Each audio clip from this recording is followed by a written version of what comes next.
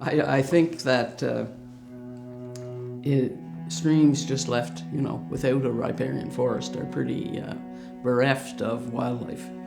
Things will come there to drink, but maybe not so much as living right there as there would be if there were trees. And so it is quite a rich zone. Everything depends on water.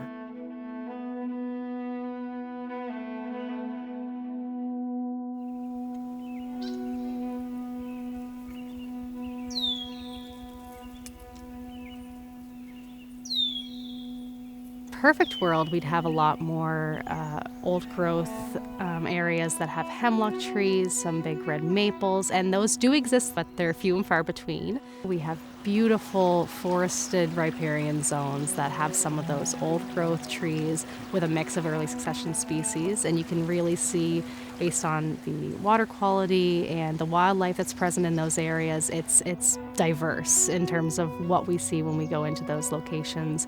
The quality of the actual stream habitat as well as the riparian habitat, it's pretty impressive. So riparian forests are that transitional zone between the upland habitat, the dry upland habitat, and the wet watercourse, any body of water, whether it's a pond or a stream. Rivers are basically like veins or capillaries of the landscape. It's the way the water flows off the landscape and carves its way through the geology, and it kind of ties together all the different ecosystem functions.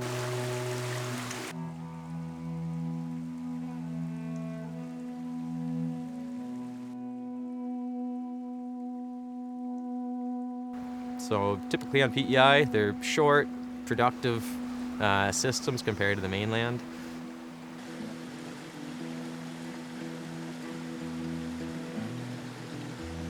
So it supports all our aquatic species, our semi-aquatic mammals, provides habitat for birds and provide hunting grounds for owls. They all feed on trout, and it just plays a vital role in our general PEI ecosystems.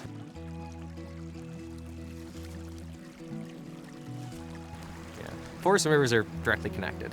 A healthy forest is a healthy river. Forest functions help reduce sediment input into the rivers, help reduce the nutrient input, help retain water and slow discharge rates, help buffer against climate change impacts. So with a warming climate, with more intense rainfall events, having a forested landscape is more important than it ever has been.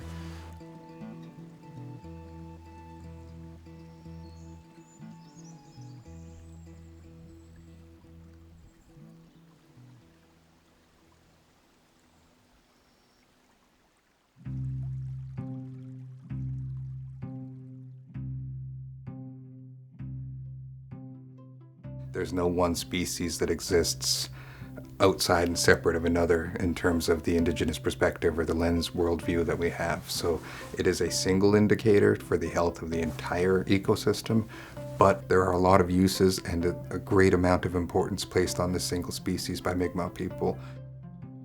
We're doing the research is basically so that we can take that information that exists and fill a gap that we found, because there isn't a lot of information readily available for black ash and PEI.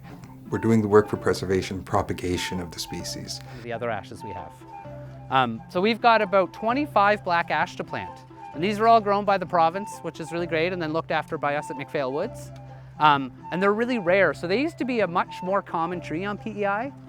And as Alida and Julie were saying, they were used for basket making and all kinds of other uses by the Mi'kmaq people for thousands of years sustainably.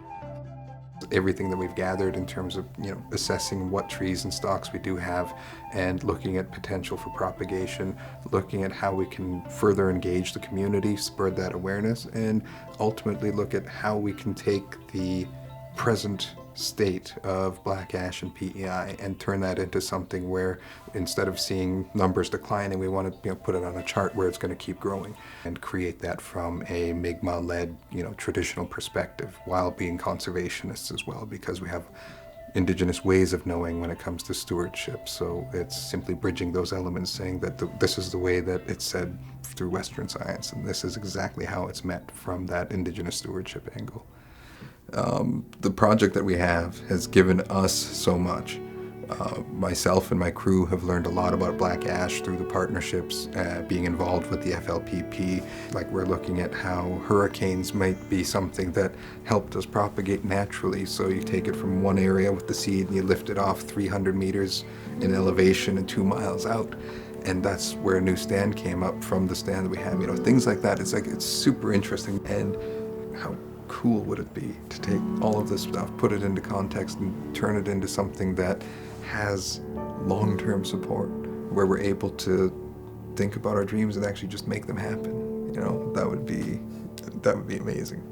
What individuals can do to help a river and help your forested landscape, advocating for protection, advocating for more parks.